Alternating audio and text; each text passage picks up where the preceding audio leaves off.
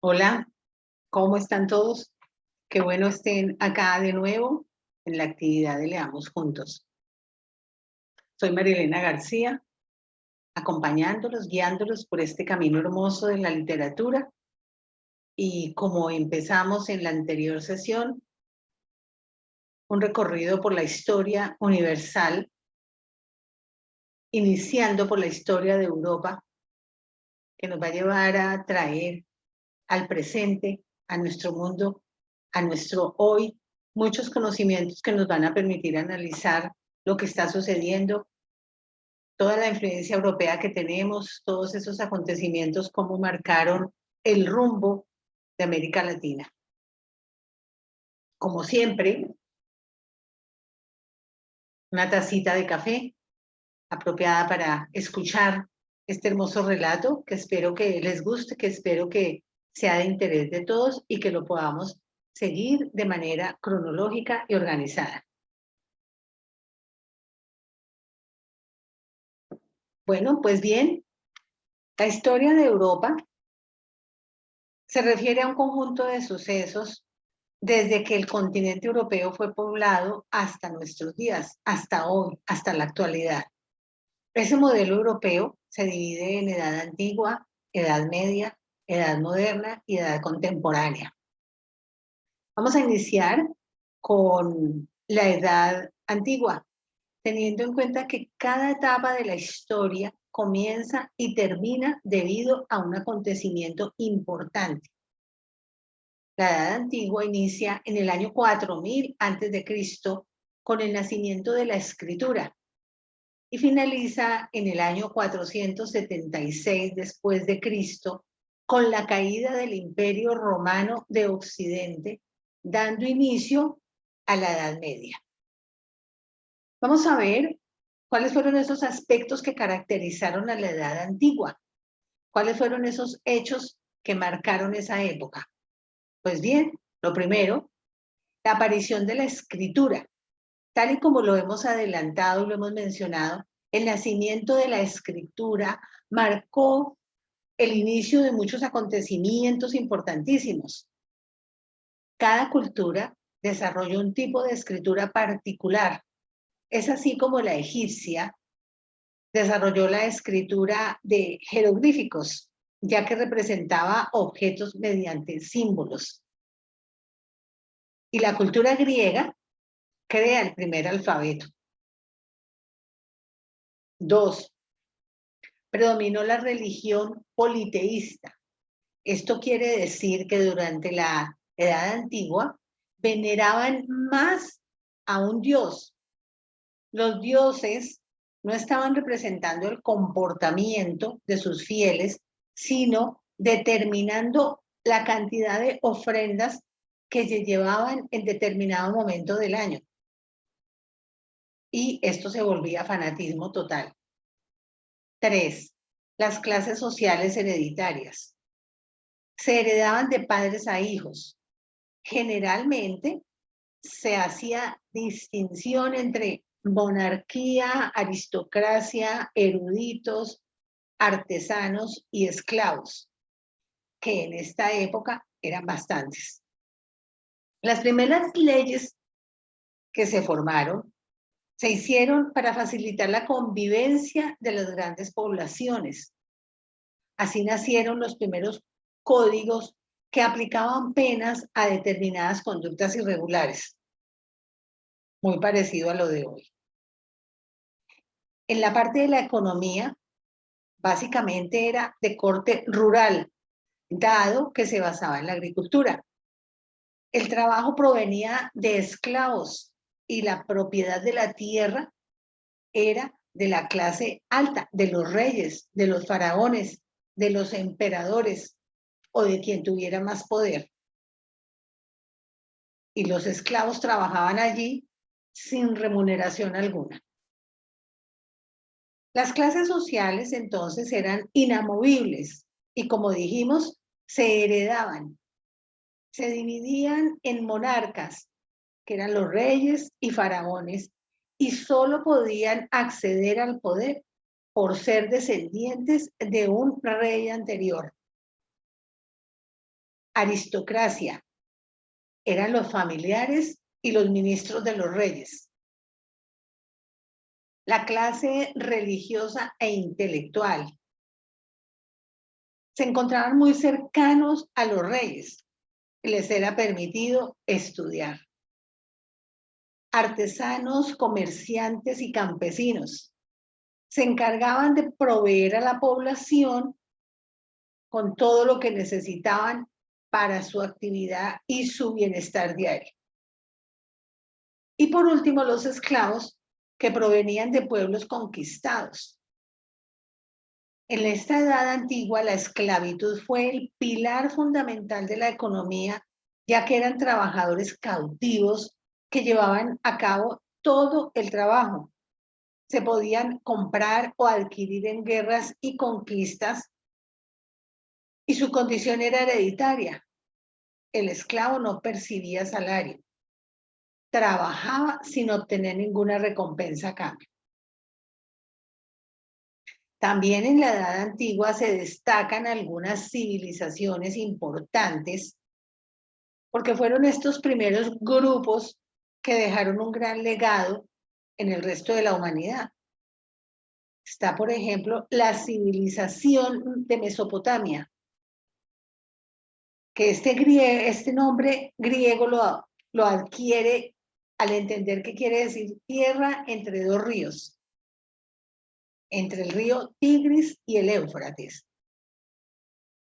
Actualmente allí se encuentra Irak y Siria.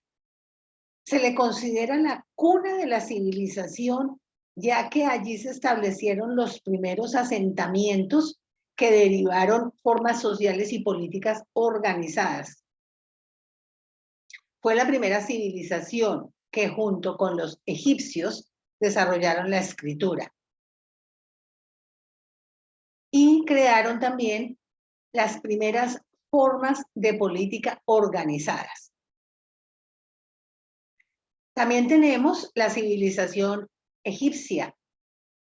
Esta se desarrolla a través del curso inferior del río Nilo, donde hoy se encuentra Egipto.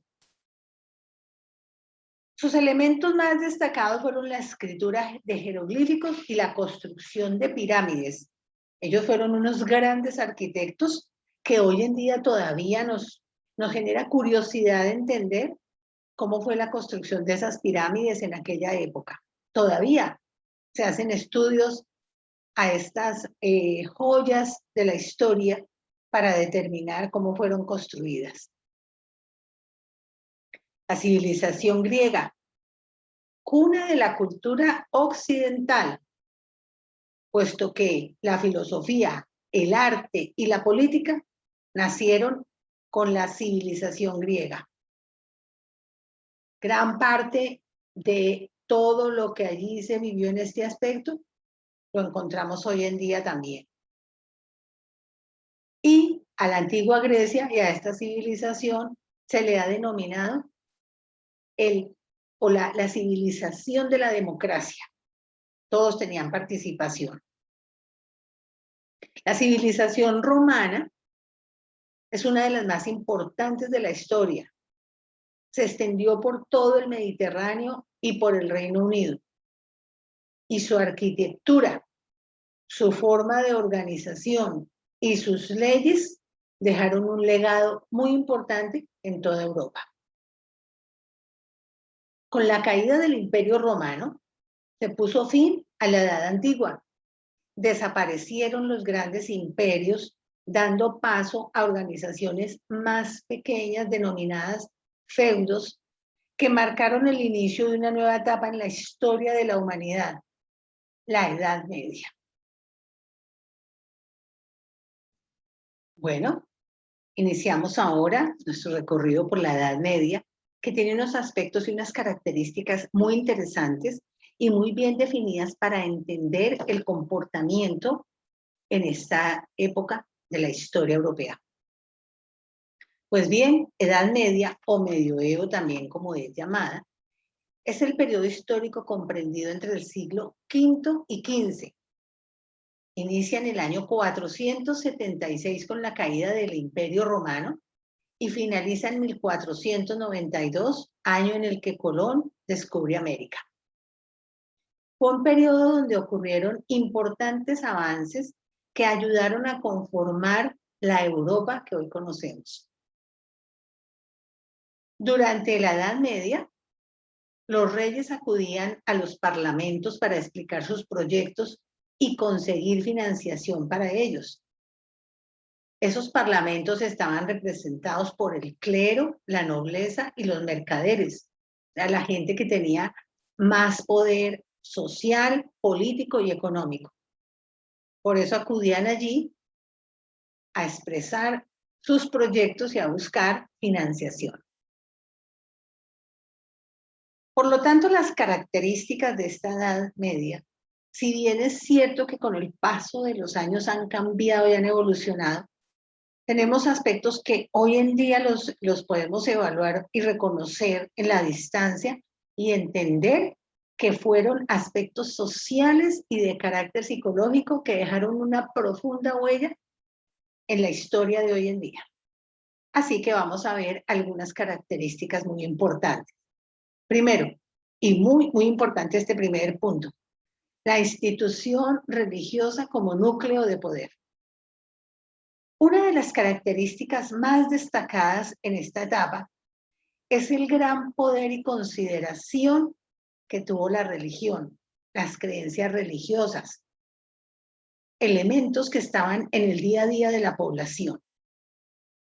Las instituciones religiosas adquirieron un rol muy importante, concretamente la Iglesia Católica, siendo una de las pocas clases con acceso a la educación y con un poder político capaz de superar la nobleza hasta el punto de ser un eje central del poder de Europa de aquella época.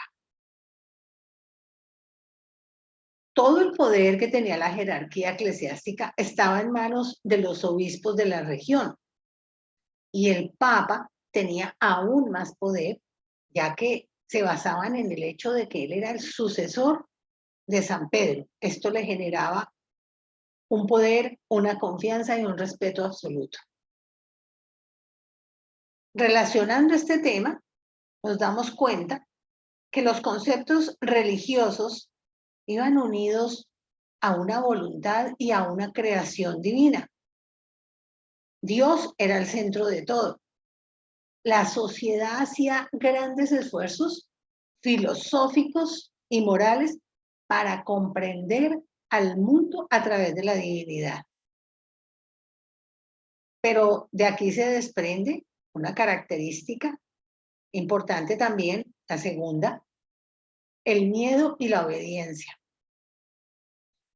Había un temor enorme, muy marcado en la población, que en su mayoría eran analfabetas y con muy pocos conocimientos con respecto al funcionamiento del universo y los diferentes fenómenos naturales.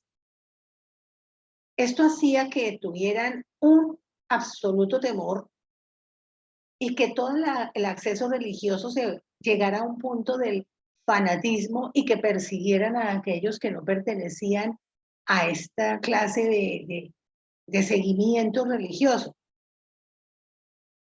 La interpretación de los aspectos negativos de la vida o las enfermedades siempre eran marcadas como por una posesión demónica, como hechicería, como magia. También ese temor y ese nivel de desconfianza hacia lo extraño, hacia lo externo, que les resultaba poco entendible, hacía que la población tuviera miedo y culpa. Había un elevado desconocimiento a nivel médico, lo cual, con el surgimiento de muchas epidemias y de muchas enfermedades, incrementaba el temor de la gente al sentir que llegaba el fin de los tiempos. Y había en el ambiente una preocupación y un aspecto negativo por la interpretación que se le daba a la Biblia. Un tercer aspecto es esa culpa y el pecado. Aspectos muy importantes que marcaron la conducta de muchos durante la época. Cuando se cometían actos indebidos, eran castigados, especialmente aquellos que hacían daño a la sociedad. Se volvieron paranoicos por todo el ocultismo, por las persecuciones. Se promovía mucho la idea de que el ser humano debería ser virtuoso, modelo a seguir. Por lo tanto, toda conducta quedaba delimitada a un espacio muy pequeño. Y todo era cuestionado, todo era marcado por el miedo, la culpa, por el temor, por el desconocimiento. Con esto se une otra característica importante que es la Inquisición y la persecución de la brujería. La Inquisición es una de las figuras más odiadas y temidas de la Edad Media, ya que toda persona que se considerara brujo era llevado a pena de muerte. La caza de brujas tuvo un valor y un concepto importantísimo en esta época. Perseguían a la población ante cualquier evento que pudiera parecer de brujería. Y una gran parte de todas las enfermedades y de todas las catástrofes que ocurrían se asociaban al uso de la magia y de la hechicería. Población que se vio muy marginada por esta persecución, ya que también era un aspecto político, con lo cual manifestaban estar eliminando adversarios y controlando la seguridad de toda la población. Quinto, el progreso de la ciencia. Aunque en esta Edad Media pareciera que no hubo un aspecto muy relevante, un progreso científico muy importante, lo cierto es que a pesar de que fueron pocos, hubo algunos avances. Si bien es cierto, en la época medieval prevalecía mucho la transcripción de figuras clásicas de la antigüedad y se hacían investigaciones generalmente vinculadas al estudio de la zoología y de la espiritualidad. Sobre todo, se mencionan mucho los adelantos científicos del mundo árabe, que posteriormente y poco a poco fueron introducidos en Europa. Un aspecto muy importante es la corriente asociada a la teología con la filosofía clásica. De tal manera que en esta época el razonamiento, la reflexión, la filosofía, la razón, la fe, tienen un valor importantísimo y trascendental. Y encontramos figuras relevantes en la filosofía como Santo Tomás de Aquino. 6. Las grandes diferencias sociales, muy marcadas en esta época, donde en principio habían tres clases muy fuertes que eran la nobleza, el clero y el campesinado, con una gran diferencia entre atribuciones, roles y derechos de cada una de ellas. El campesinado aglutinaba la mayoría de la población, siendo sus derechos mínimos o inexistentes. Su rol se centraba en proveer y producir alimentos trabajando las tierras de los señores, siendo la clase trabajadora que en realidad sustentaba toda la sociedad. Los derechos de este sector de la población eran mínimos y formaban parte de los no privilegiados, siendo abusados por las otras clases sociales. Entre tanto, los nobles, que eran de la clase alta, eran la clase privilegiada y se beneficiaban de derechos especiales. En su mayoría no trabajaban y solo dirigían las tierras y sus negocios. Casi todos gozaban de una importante posición de poder y tenían acceso a la educación. Formaban parte del ejército. Eran propietarios de grandes tierras y obviamente tenían muchos campesinos trabajando para ellos y por encima de todos estaba el rey. Y por último, el clero gozaba de una posición muy especial. Se trataba también de una clase privilegiada. No pagaba tributos. Tenía acceso a posiciones de gran poder. Y algo muy importante, acceso al mayor nivel de educación de la época. Así que todo el que lograra ingresar al clero era un privilegiado. Porque si bien es cierto que al principio se dedicaban mucho a la oración, también se dedicaban mucho al estudio. Y con el tiempo lograron tener tierras propias también. Pero una de las clases más marginadas y de las más amplias fue la de los esclavos, que ya existían desde la Edad Antigua y se seguían viendo como propiedad de algunos que los podían usar a su antojo, propiedad de sus amos. Estos esclavos heredaban esta posición a sus hijos. El que era noble para toda la vida, el campesino siempre sería campesino con sus hijos y el esclavo sería esclavo. Era muy difícil cambiar de posición social, excepto los cleros, que había personas que llegaban a esta gama tan privilegiada como era el clero y podían acceder a educación y a privilegios, pero eran muy pocos realmente. La mayoría de la población europea vivía en el campo durante la Edad Media.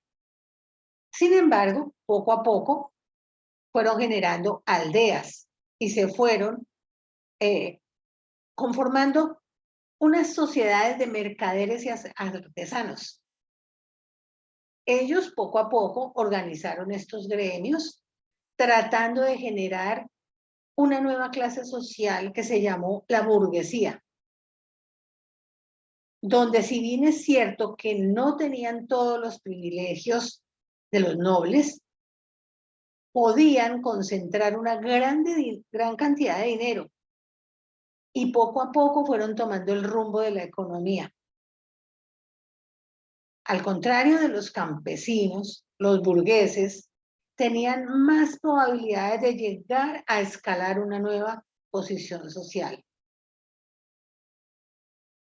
7. La figura y el rol de mujer. Muy importante en esta edad, en la Edad Media. Aunque no pareciera, aunque no se recuerde o se tenga en cuenta, la mujer jugó un papel bien importante porque surgió en esta época la idealización de la belleza femenina con un romanticismo que nace en esta época en unas figuras literarias muy hermosas, aunque siempre la mujer estaba supeditada al hombre. También tenían una función y un rol centrado en el hogar y en la reproducción, aunque las del sector del campesinado también salían a trabajar en el campo. La mujer soltera era mal visto y a menudo se hablaba de 3 caminos diferentes para una mujer: el matrimonio, la iglesia o la prostitución. Y como decíamos, la mujer casada debía obediencia y sumisión a su esposo. Pero con el paso del tiempo surgieron grandes figuras femeninas, nobles y dedicadas a la iglesia, siendo muchas de ellas nombradas santas o teniendo una gran influencia, y también existieron reinas con un gran poder político dentro de su organización social. Pero también estaban aquellas mujeres que eran consideradas brujas y que normalmente eran solteras y las cuales eran perseguidas y llevadas a todo el rigor de la Inquisición. El tratamiento de la diversidad étnica como un punto importante, el octavo, se ve muy marcado en la Edad Media porque consideraban que tenían que existir un modelo estándar en comportamiento, en costumbres, en facciones. Por lo tanto, las personas, las minorías, las de raza negra, por ejemplo, eran principalmente esclavos, no llenaban el estándar. Y aquellas personas con diferentes tendencias, diferentes a las normales, también eran castigados. Entonces, el tratamiento del sexo tuvo un aspecto muy particular en la Edad Media, algo que era tabú, algo de lo cual no se hablaba, pero se tenía un concepto estandarizado. Los nobles eran los únicos que podían recurrir al servicio de una prostituta y tener varias amantes. La sexualidad femenina estaba ignorada o no valorada. Y así se traen muchas consecuencias desde esta época de la Inquisición. 10. La educación. Como dijimos, un aspecto muy importante de esta época, porque solo estaba destinada a la nobleza y al clero. La mayor parte de la población era analfabeta, y los que sabían leer y escribir, como los reyes, los príncipes, los nobles y sobre todo los sacerdotes cristianos, eran merecedores de un gran honor, sobre todo los que vivían en monasterios. Eran encargados de copiar a mano los libros que existían. Y gracias a estos monjes copistas, como eran llamados, es que hoy tenemos libros y documentos que nos permiten reconstruir la historia. En aquel entonces los contenidos de esos libros estaban supeditados a la revisión de la clase noble o del estamento más importante dentro del clero, porque querían evitar que se publicaran todas las actividades que ellos consideraban fuera del estándar. Sin embargo, hay publicaciones que dicen toda la realidad de lo que se vivió en esa época. También en esta época surgen las universidades, siendo la gramática, la medicina, el derecho y la teología las materias más tratadas y más buscadas por los estudiantes. 11. El tratamiento de enfermedades y trastornos mentales. La enfermedad en la Edad Media era algo supremamente temido. Recuerdan que hablamos de los temores, una época donde era miedo por todo. Y como no tenían un profundo desarrollo médico, pues las enfermedades abundaban aún más. Se tenía una concepción mística del funcionamiento del cuerpo humano y un simple resfriado podía resultar mortal.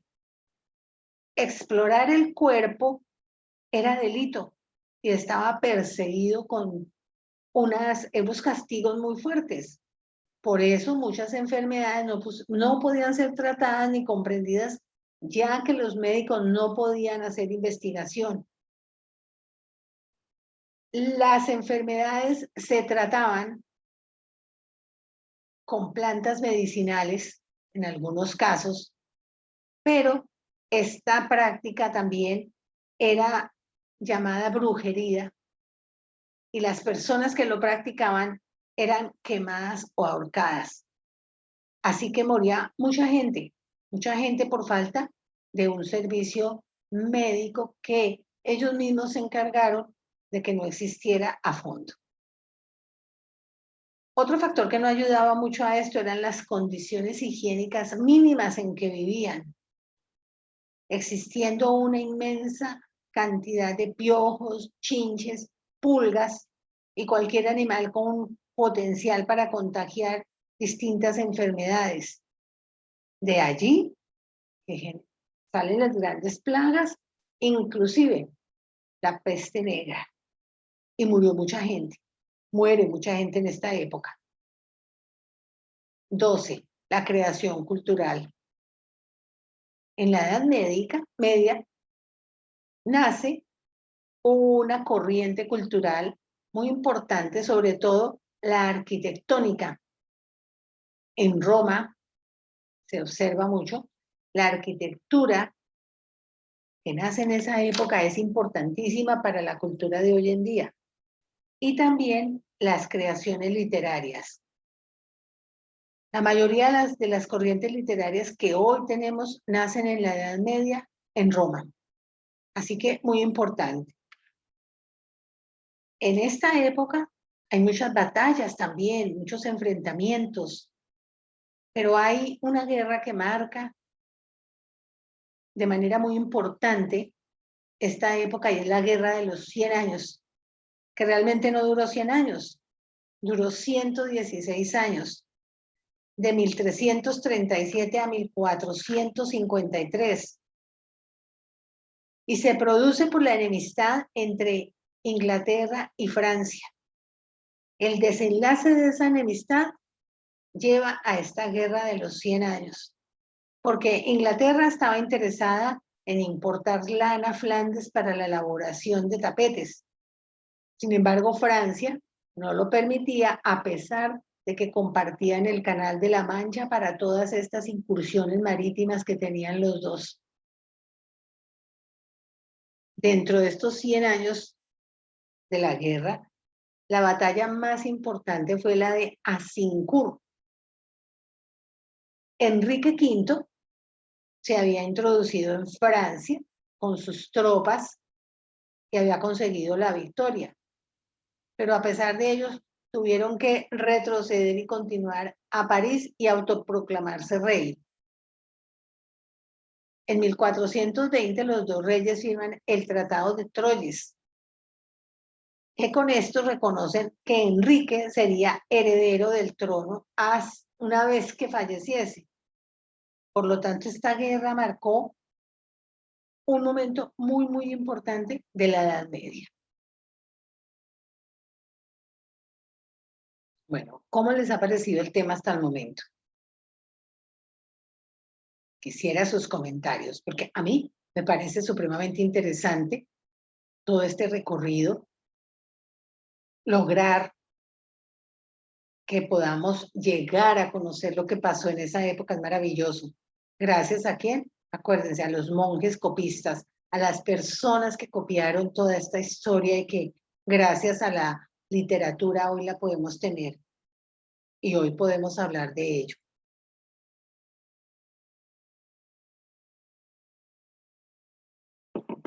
Es un tema que nunca acabará, es un tema fabuloso de explorar y vamos a seguir en estas jornadas con esta historia tan maravillosa. Una mujer que marcó un momento muy importante en la Edad Media fue Juana de Arco. Nació en Francia en el año de 1412 y fallece en 1431 a la edad de 19 años. ¿Se imaginan? Una chiquilla muy joven. Y vamos a ver qué fue lo que hizo Juana de Arco, que marca de una manera importantísima esta época. Es considerada santa y heroína. Nació en una familia campesina. Su infancia transcurre durante esta época de la Guerra de los 100 años, donde se enfrenta el príncipe Carlos, primogénito de Carlos I de Francia, con Enrique VI de Inglaterra. Se enfrentan por el trono francés y provocan una serie de consecuencias terribles, donde las tropas inglesas y las francesas se ven enfrentadas. Entre tanto, a los 13 años, Juana de Arco confesó haber visto a San Miguel, a Santa Catalina y a Santa Margarita, y declaró que sus voces le pedían llevar una vida devota y piadosa. Años más tarde, dice, sintió la llamada de Dios a una misión que no parecía al alcance de una campesina analfabeta. Escuchó cuando Dios le pide dirigir al ejército francés y coronar como rey al príncipe Carlos y expulsar a los ingleses del país. ¿Ustedes se imaginan esto a los 13 años?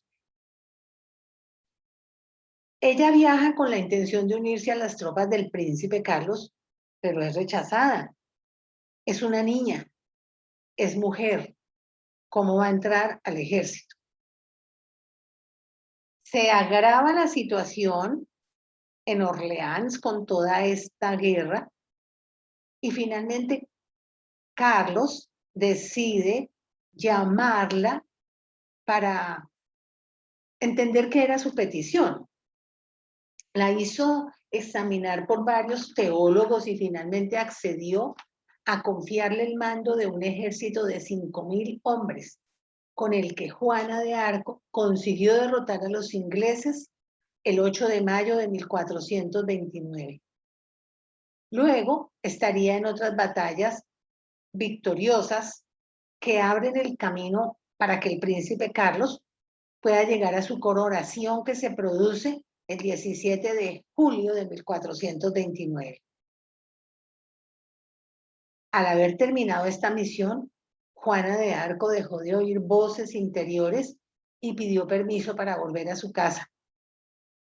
Pero ante la insistencia de los que le pedían que se quedara, continuó combatiendo, hasta que en 1430 es capturada, es entregada a los ingleses y juzgada por un tribunal eclesiástico acusada de brujería, con el argumento de que las voces que le hablaban procedían del diablo, con lo cual mostraron a Carlos como un seguidor de una bruja y desprestigiaron así al rey.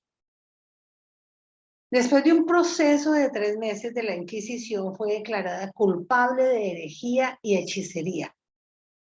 Y a pesar de su fuerte defensa, no escucharon su voz de inocencia, pero finalmente ella se retractó, lo cual le permitió cambiar la sentencia de muerte por cadena perpetua. Esta es la historia de Juana de Arco, quien definitivamente muere muy joven en cárcel a los 19 años. Una mujer muy valiente que logró coronar al rey de Francia. Pues bien, aquí con esto culminamos la Edad Media y la Edad Antigua de nuestro recorrido por la historia universal, nuestro recorrido por la historia del continente europeo. Qué bueno me puedan aquí dejar sus comentarios de cómo les parece este tema, si es del interés de ustedes. Aquí abajo voy a dejarles unos enlaces para que puedan ustedes ingresar allí y observar un poco más de la historia de Europa. También les dejo mi correo por si tienen inquietudes, dudas o comentarios. No olviden compartir este enlace, suscribirse al canal y encontrarnos aquí puntualmente en 8 días. Qué rico siempre estar acá. Para mí es supremamente grato, es apasionante poderme conectar con ustedes y poder desarrollar estos temas y poder recordar, poder reaprender y remontarnos a estas historias. Bueno, un abrazo para todos, un buen fin de semana, que tengan muchas bendiciones y nos estaremos encontrando en nuestra próxima jornada.